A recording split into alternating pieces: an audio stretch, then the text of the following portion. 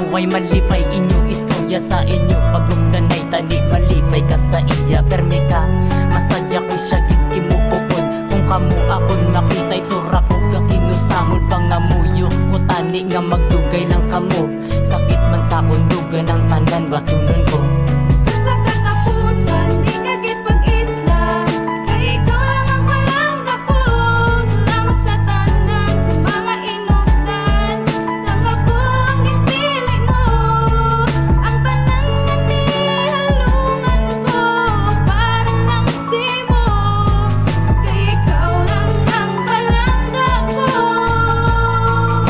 Hindi na mabago. Nanligan wila ka bulan nakita ta kaliwat nagatulong imuluwas ang ikaw nagalakat. Doon naluwi ko sa imo gani ako nagpalapit akon man na nabatyagan kung ano nakasakit. Wala ka nagapanapak wala ka naganamagaon kay pertikig ka sakit nga hindi mo gid mabato nagbalik liwat ang ako gid nga pag-asa nga sa imo iatubang kag sa imo ko iprangka ang akon nga nabatyagan nga ikaw ginahigog madako gid ang pasalamat sa naging kita duwa nga ako ginbaton mo ginhatagan sa katsansa ang pareho nga lalaki nga wala nagit pag-asa. Ihatag ko ang tanan para di lang ko magulang para di ka lang madula kag hindi na ko magbuang kay sa akon nga kabuhi ikaw lang ang nagkumpleto kay Angie nga pangalan ang gapalangga sa imo. Sa katapusan di ka git pag-isla kay ikaw lang ang palangga ko.